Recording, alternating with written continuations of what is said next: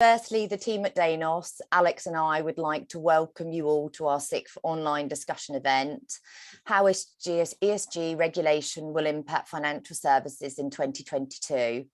The event is for attendees to gain inspiration from ESG leaders and discover practical strategies to integrate into your business. I can see lots of familiar faces, but just a quick intro for those of you that don't know our firm as well. My name is Catherine Lord and I have over 20 years experience in the industry. I head up the interim and consulting practice within the Danos group, mirroring our successful contingency and search permanent businesses.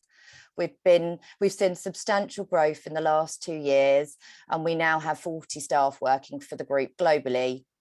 The so-called year of the Great Resignation has definitely resulted in an enormously busy year at Danos.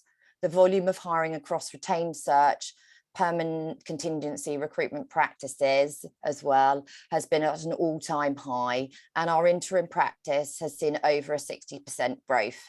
Candidate shortages have meant we've had to go above and beyond for every hire, really relying on our excellent track record and networks to produce the best talent, as well as using more traditional methods of recruitment.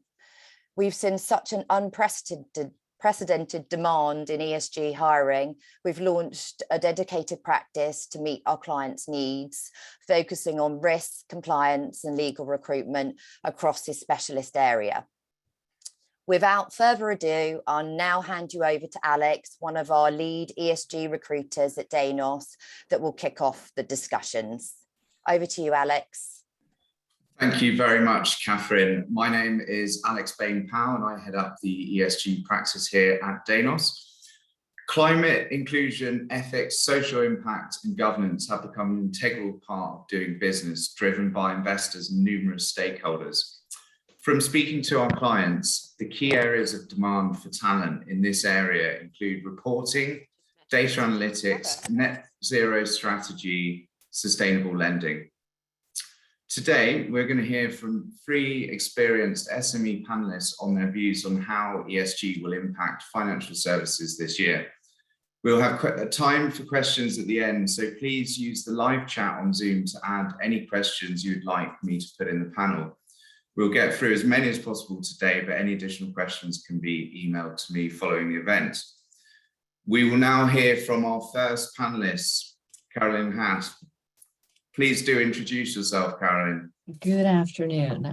Thank you very much. My name is Caroline Haas. I'm the head of climate and ESG capital markets at NatWest Markets. And I've been with the firm for 3 years, and I can honestly say it has been an incredible journey. Just given the growth and the sort of scope of this area. And so it's not that surprising that you've created a specific ESG practice around this. I think everyone feels that this area is moving so quickly, and I often describe it as, a jar with pebbles in it, and then you pour sand and the sand goes everywhere. And I think this is sort of a very sort of symbolic indication of what's happened. ESG is not really quantifiable. And we are really kind of realizing it's hitting into every system, into any process that we're considering. And that is obviously both on the investor side as well as on the issuer side. Regulation to some extent is actually coming, I would say, almost behind the voluntary guides that we have received. And so there were sort of 3 areas that I thought would be quite interesting. One is the Article 8 and 9 and how investors are starting to align themselves to incorporating this into their portfolio decisions. The second is corporate reporting requirements and some of those challenges, but nevertheless, the absolute timelines that are now required. And the third is the green asset ratio. And how banks are starting to incorporate that into seeing what are green revenues. Now, you may be aware that in the EU, they've sort of formalized it around this Article 8 and 9 and what are the expectations around portfolios and investment decisions. Article 8 is really looking at ESG integration and applying that to every investment decision that is made respective to the asset, the underlying asset. Article 9 actually then takes it to the next level, meaning that you're looking at what the impact is of the investment that you have made. Now, you hear a lot about ESG integration by the asset managers, and what they're doing is ultimately creating numerous scorecards around those investments. They are not the same. They obviously use a range of ESG data providers or raters to create those scorecards, and then have kind of weighted averages, what they feel is sort of material in their investment decision. Now, each of those will take a slightly different decision. Some will put more emphasis on the environmental side, others will put more of an emphasis on the societal side, or on the S. Governance to many has already been part of the credit process.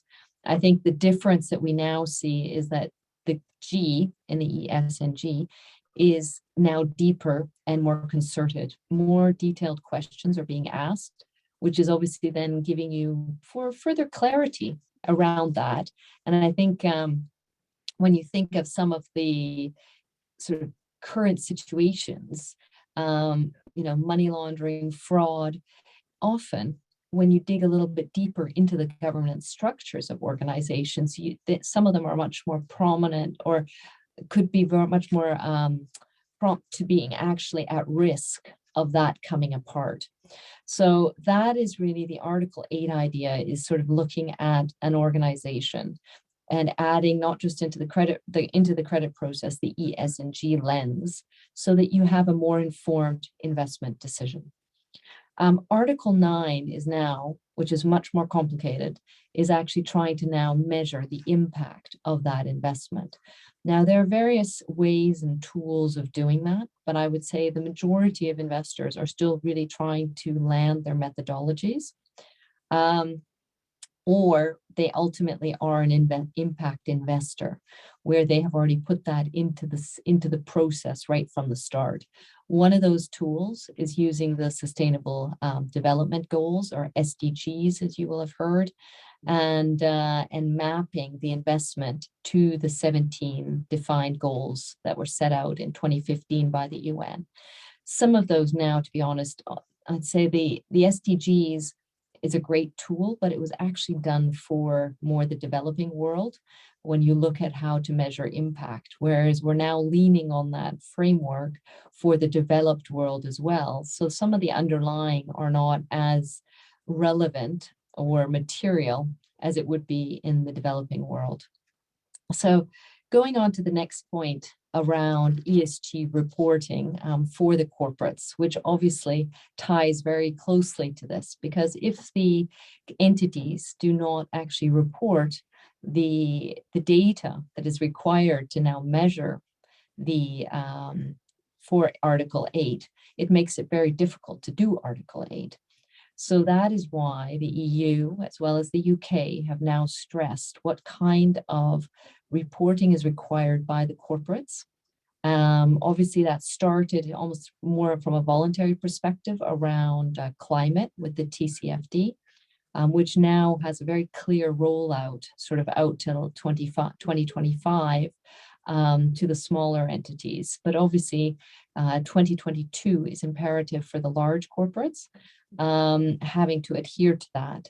The next is the various reporting requirements that are now feeding through the regulations, as I said, with the EU as well as the UK. And so I think what you're going to really see is the disclosures really improving over the next, I would say, 2 years, which will then make it easier to kind of put more transparency into the system. Where obviously there's still going to be gaping holes is in the SMEs.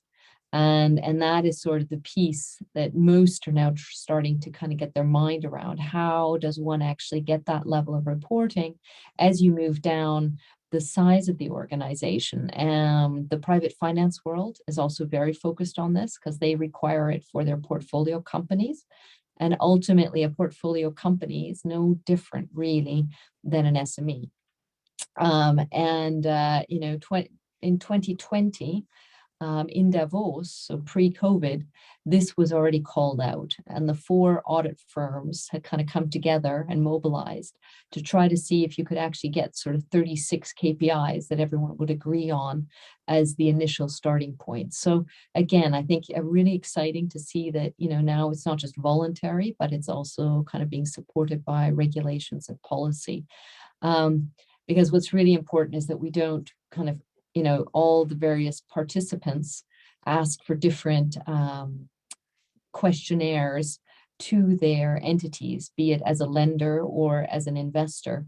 It will make it incredibly complicated, especially for SMEs that neither have the time nor the capacity to be answering questionnaires on an ongoing basis. This is also hopefully where technologies and platforms will really start to help as we progress. And the third area was really the green asset ratio. Again, this is sort of the next level where banks are going to very closely start to focus on what are the actual green revenues of an entity. And then that will be tied into the EU taxonomy so that they can actually say how much of their balance sheet is complying or is compliant to an EU taxonomy base. Now, obviously, we talk about the EU taxonomy sometimes like this holy grail. With all its complications, it is actually the first time that it's been as defined. And it's always important to remember the EU taxonomy was actually a tool that was instigated for investors, because investors were saying, how do you define green? What does that mean? And so now we're starting to link this together. Obviously, once it hits the bank's balance sheet and this type of information goes into Pillar 3, what will happen is we will ultimately, over time, price and allocate capital accordingly, which obviously will then encourage more green activity over the long term. Now, I will say, having had the good fortune of being at COP26, we all have great ambitions. The geopolitical environment is going to challenge the pace to some extent. At the same time, actually makes it even pertinent why this is so important to accelerate. The capital is there.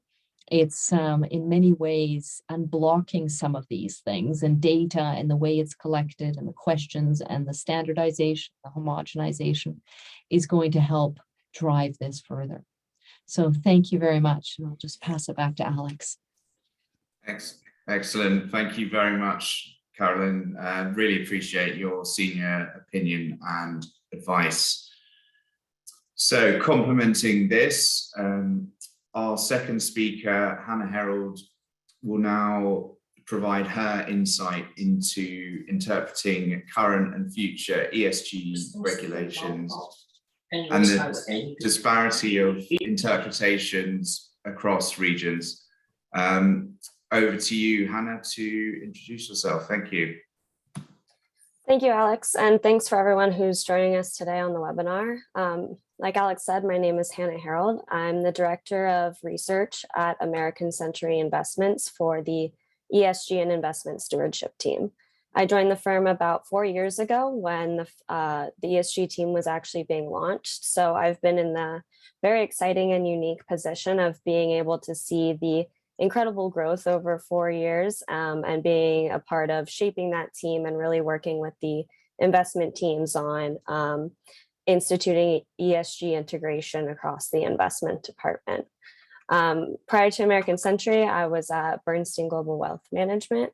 And for those of you who may be less familiar with American Century Investments, we're a global asset manager based out of Kansas City.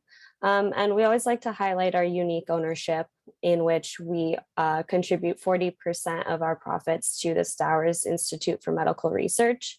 And we're really proud about that because we feel that that ties our firm identity really to ESG and positive, sustainable, or societal impact. So today, I'm going to talk a little bit about the regulations from an asset management perspective, in how we're need to prepare for those, interpret those, and how we need to look at them from a client perspective as well. For context, just on the general volume of regulation and policy, the UN Principles for Responsible Investment note that there have been over 730 hard and soft law policies across about 500 policy instruments regarding ESG factors, which is a pretty staggering number.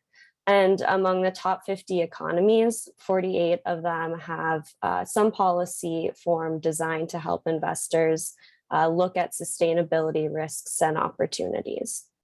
So of course, there are very many upsides to the increase in global regulations, which I think we're all aware of, and we're all very excited that the industry is moving in that direction.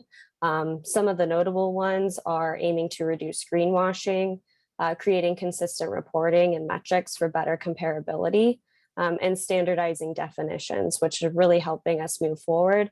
And to Caroline's point, really helping with the pace at which everything in the ESG field is growing.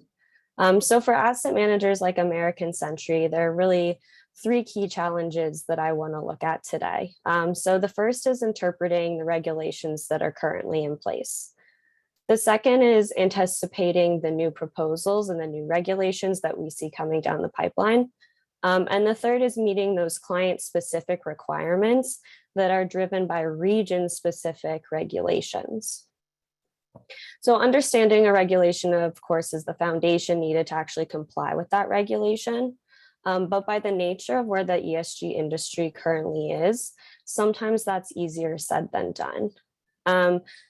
Caroline has talked a lot about the Sustainable Finance Disclosure Regulation, or SFDR, and I particularly want to focus right now on Article 8, because as exciting as it is to have these types of regulations in place, Article 8 does leave a lot up for interpretation at this point, and we're excited to see that be clarified down the line.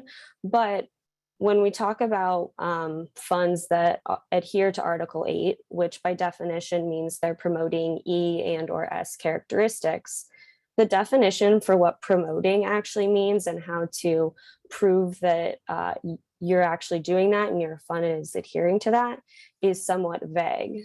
So since details are scant in that regard, investment firms are doing their best to interpret the requirements and report accordingly, and making sure that they are in fact not greenwashing and they're adhering to that Article 8 regulation to prove such. The other thing with the broad definition is that we're also seeing a wide variety of the stringency to which firms are actually promoting ENS characteristics, and what is often termed as different shades of green. And so as the EU provides more information, we can get a better idea of what that looks like. But firms may also have to pivot what they're already doing in order to better align themselves with what those requirements are. So there is a lot of room for interpretation in certain things as really the world figures out how to put policies and regulations in place for things around ESG. And this, of course, is not, the SFDR example is not unique. And across the industry, we're simultaneously seeing regulations generate consensus on definition and standards, and also leaving gaps that firms have to decipher for themselves. As many of you probably know, on Monday, the SEC released its proposed rule for climate-related disclosure, which by all accounts was a landmark and watershed moment for the ESG industry. And while it uses TCFD and GHG protocol, it's also worth noting that it does not entirely align with its EU taxonomy counterpart. And more to the point, the proposal also has raised important questions about how to define materiality, most notably about scope 3 materiality, which is already a hotly contested topic. And now issuers need to figure out how to define that so that they know if they're one of the firms that needs to report on that scope, on those scope 3 emissions in order to adhere to that proposal. And to make matters more complicated, implementation dates and expectations are pretty much a moving target at this point in many aspects, though things keep getting pushed back. And what we think they're going to look like or what we think they're going to include also continues to change. And then you add to that the fact that the bar to which regulatory investor expectations is set continues to move higher. So we really need to anticipate what's coming down the line so that we are in a good position to address that. And we're not simply focused on what's being implemented right now. In its 2022 Trends to Watch, MSCI listed 19 major regulatory initiatives that it expects to be finalized in the next 3 years. And those are only the major ones that they've identified in this report. So there are many others to come, and these are the things that we need to really be paying attention to. Because if we're not diligently tracking proposals or proposed amendments, firms risk falling behind peers, not meeting client needs, and scrambling to comply with whatever the latest is. In addition to that, ESG regulatory and reputational risks are also very real, and managers need to be prepared to, as they say, walk the walk now that they've promoted all of the positive things that they're doing.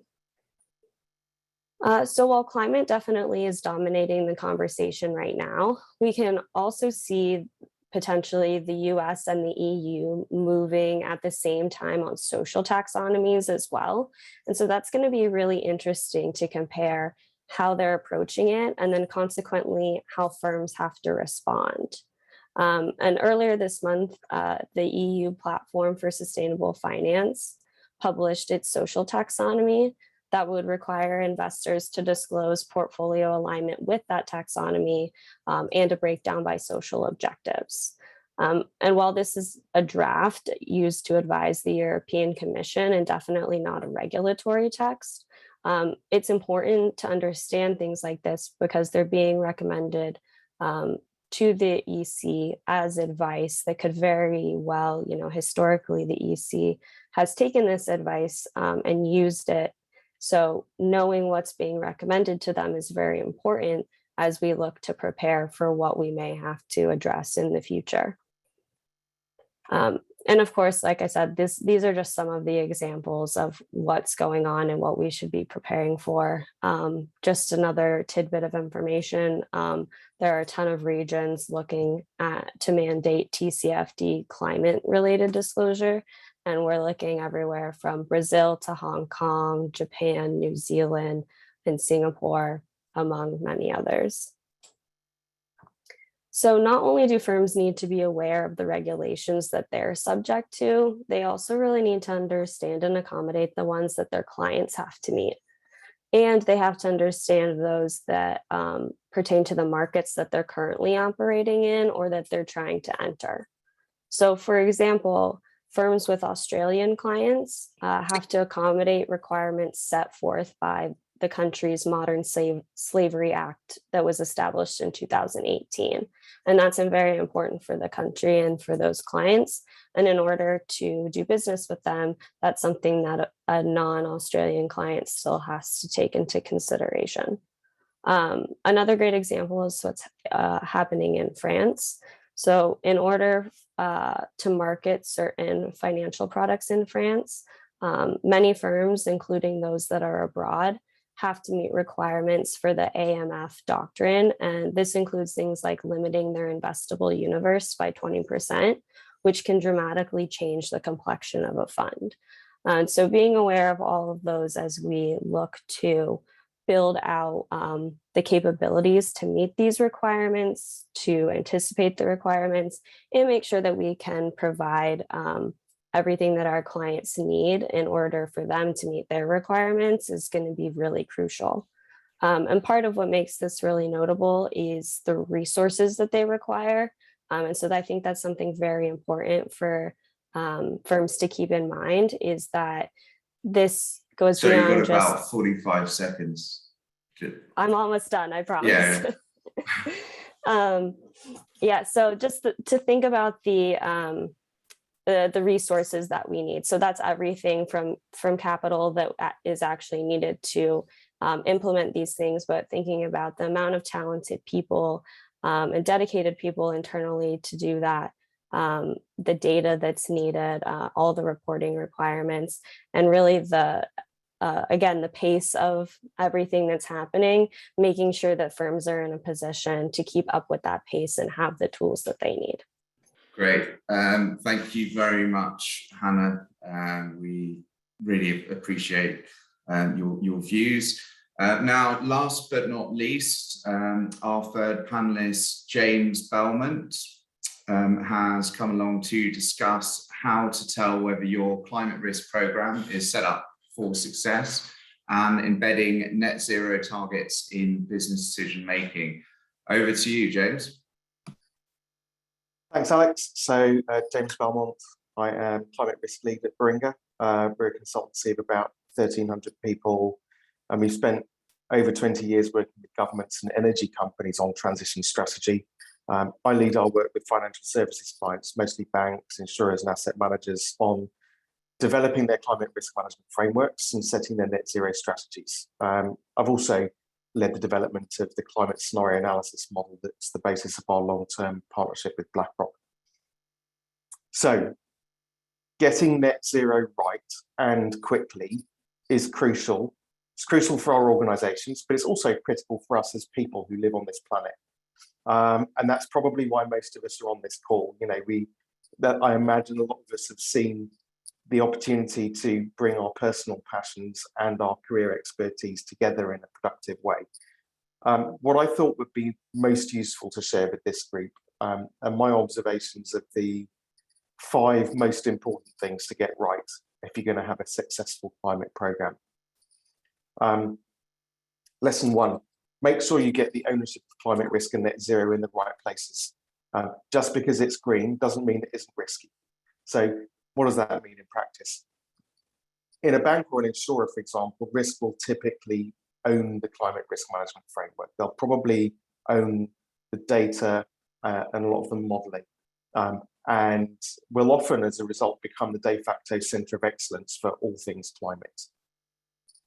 However, what you need to do is make sure you avoid falling into the trap of implementing net zero through your risk framework, through things like risk appetite and capital allocations. In a bank or an insurer, for example, finance have got a really critical role to play in net zero. Why is that? Basically because they own important tools like the business planning process, transfer pricing, those sorts of things. Those kind of balance sheet steering mechanisms are going to be absolutely critical to driving businesses towards origination that's in line with your net zero commitments.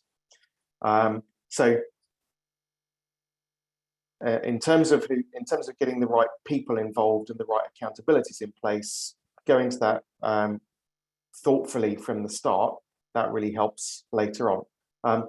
Lesson 2, scope your climate risk management target state tightly. A plan for a plan won't survive. So if you want to ensure that you can stand behind the scope of your climate risk management program, and therefore the funding and the resourcing and the plan, you need to make sure you've got a clear articulation of the target state that you're trying to achieve.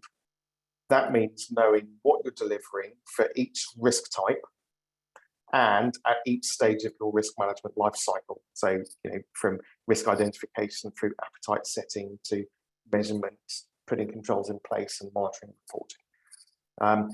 That clarity, which you can typically summarize in about 30 high-level statements, is key to your ability to keep control internally of your program scope and budgeting and resourcing, and to demonstrate to your regulators and your auditors and your shareholders the completeness of your thinking around climate risk and how you're embedding it in your risk framework.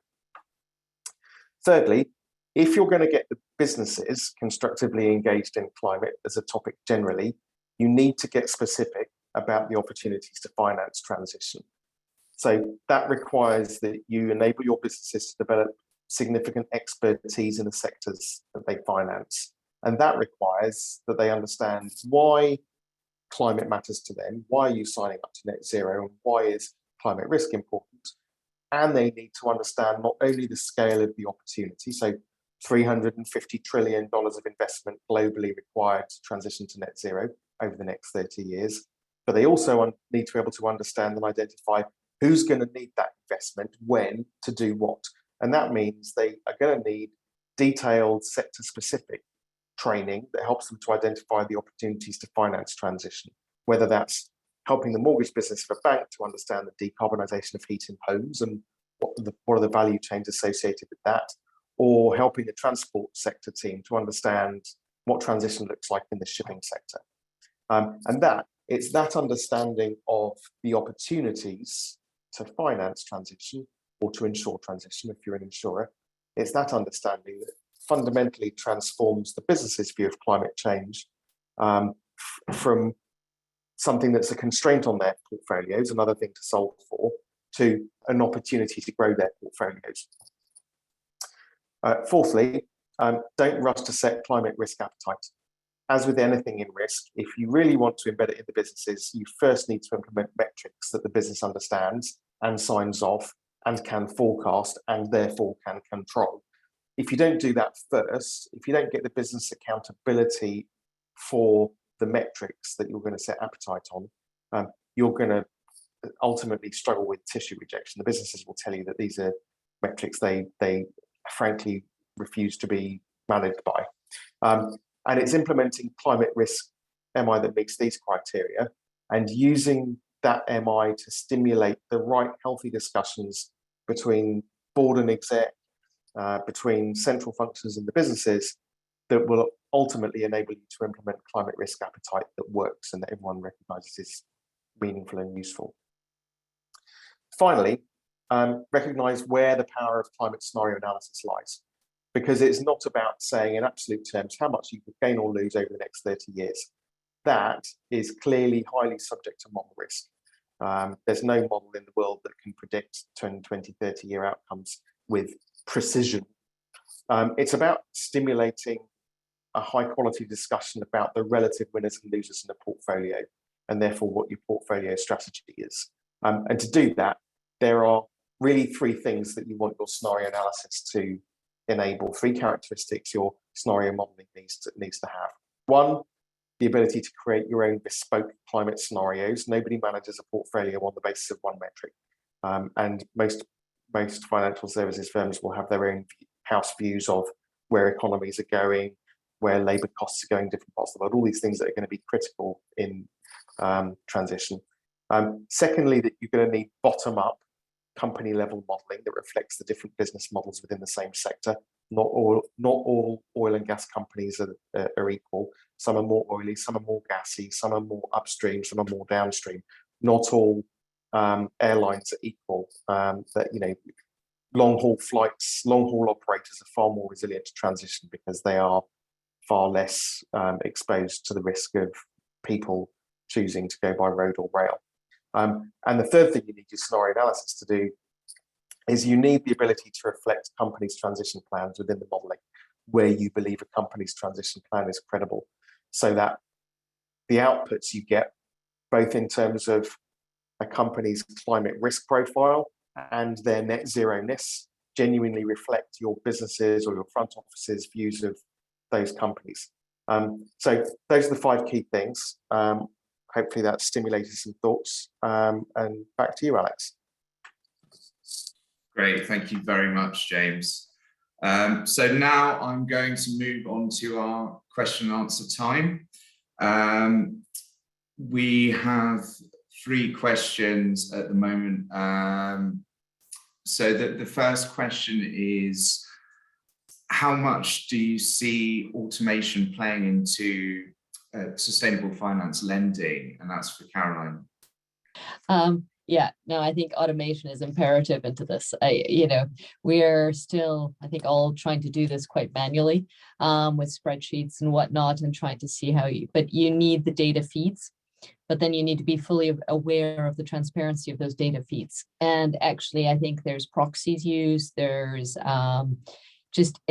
so you want the data feeds, you want it, but at the same time, the people working on them need to be fully aware of what's going in there.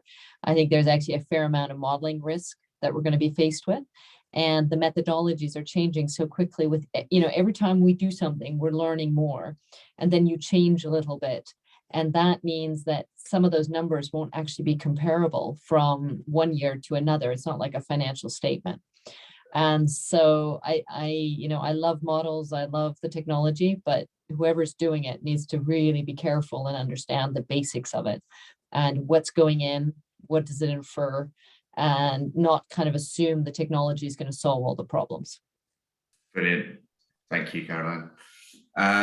Next question, given TCFD, upcoming TNFD, and further US SASB regulation, over the next 3 to 5 years, how do you see the climate regulatory landscape changing? And that is for Hannah. We are very encouraged by the TNFD, and we talk a lot about biodiversity being climate 2.0. So we're very excited to see the speed at which biodiversity and the costs of biodiversity being evaluated, and how companies want to manage those risks in order to bring that to fruition faster. So what we're really encouraged by is seeing TNFD take the lessons learned and what they've observed from TCFD, good or bad, and using that to their advantage, and using that to move forward in the best way that they see that happening, and to be able to move at a much faster pace. So it does seem like everything is very accelerated. So even though most of the climate regulations, including TCFD, took a little bit longer,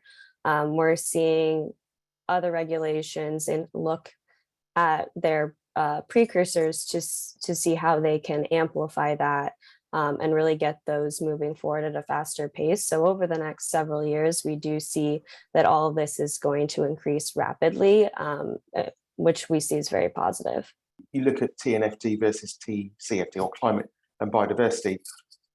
Climate has had to plough this furrow for the first time, from garnering electoral support to driving political momentum, which stimulates the possibility of a transition, raises the prospect of transition risk, which regulators care about, and then turns into regulation and drives modelling and standardization through the financial services sector, and then back out into the real economy. That's basically the journey. And if you look at where nature was relative to biodiversity, relative to climate, about 3 or 4 years ago, back in 2018, it was about 10 years behind on that journey. It's catching up very fast because there has already been a path created, a furrow ploughed by climate. It's probably now, I think, about 5 years behind where climate is. That rate of catching up is going to slow down, though. The headwind that nature faces is that unlike in climate change, in climate, you've got this common currency of impact emissions. You've got this totemic global target of net zero by 2050, and you've got this kind of concept of a carbon tax. Those things make some of the modelling quite tractable. You don't have any of that consensus around common currencies of impact measurement or targets for nature yet, and the measurement is therefore far more fragmented. It's probably going to stay more fragmented because of the different impact channels for nature. And as a result, I think the sausage making process of coming up with models and metrics is going to be much uglier for nature. There's going to be much less opportunity to standardize and kind of come up with unified metrics. Thank you. And we have a question.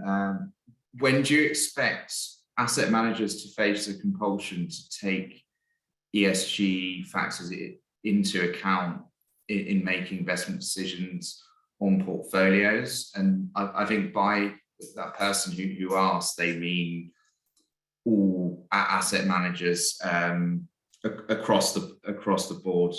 So yeah, you're almost micro asset management firms. I can start with that one. So I think the use of the word compulsion is very interesting because in a lot of regards, asset managers have to do that anyway, based on client expectations.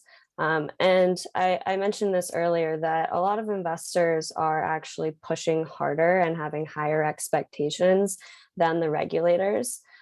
So I do see that that is going to take place first and the regulation will then follow. And depending on the region, that's already expected. A lot of what we're seeing is the more advanced ESG clients integrating ESG factors into investment making decisions is pretty much table stakes at this point. But it definitely depends on the region that you're in and the region your clients are in. So we do talk about the US as being a little bit more behind, but the US is catching up very quickly in that regard. And I think the regulation may be slow to follow, especially here as they're very hesitant to expect that to put that into law. We saw that with the DOL in the last administration, but where we're really focused is that it's what the clients want and the investors expect. And we're seeing asset managers move towards that. And of course, adhering to the regulations that are in place, but much more focused on their clientele, because at the end of the day, those are what really matter in terms of how they're making money and how they're giving their clients what they need. I'll also really quickly jump in. I think there's also the materiality of it in the sense that what we've followed is over the last 2 years, just watching the ESG funds, both passive and active, actually having definitively less outflows than conventional ones. And so in a way that also drives it. There's a material benefit for actually offering these type of products. There's obviously more definition that's required and sort of clarity. And, that's where probably sometimes some of the screenwashing risks also come up, what goes into those funds specifically. But I think you can really feel, and very much to Hannah's point, that's coming very much from the asset owners, and it's almost a twofold approach because you have the younger generations definitely asking for it, and you have the baby boomers in a way almost being pushed by their children to incorporate this. So, and what is the legacy that they're going to be leaving behind? We see it, one for one in the green, social, and sustainable bond market, and just having seen that growth to now cross over to 2 trillion outstanding is phenomenal, and in the shortest period of time. When I look at sometimes the order books, and I think the green gilt was a classic one. One of the 33s was 10 times oversubscribed, and the 53s was 12 times oversubscribed. That just shows the amount of interest and demand. Those order books were larger than what the UK DMO has ever seen in any of their gilts. So it just gives you the kind of scope of where this is going. And I think green and social, not that they're the end all and be all by no means, because there's actually not enough of them to actually meet the demand, but it just shows you the trajectory of this discussion. The cryptocurrency space is a nascent area. It is growing. More firms are taking this on in terms of services and asset class. It's slightly controversial in terms of the way they generate the currency, like Bitcoin, for example. How would you approach this from an ESG strategy and also net zero perspective? Big one is the environmental one, in many ways, is obviously how much energy is required to actually generate those Bitcoins, and I think that's where there's a lot of debate. Nevertheless, we see that discussion around the data centers as well, and where they're generating, how much energy are they requiring. There's, I think there's still the social impact still remains slightly uncertain. And I think there's that kind of investor protection, education are really important as we build out on this. I think it's still a relatively unknown, there's sort of a pool of people who understand it really well. And then there's sort of a next level, and then the next level understanding drops quite quickly.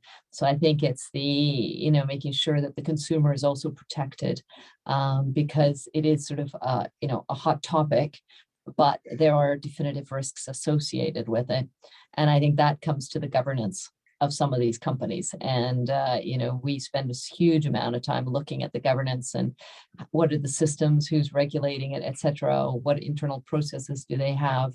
And some of this is still quite nascent. Brilliant. Thank you, Caroline. Well, thank you very much for those answers. And over to you, Catherine.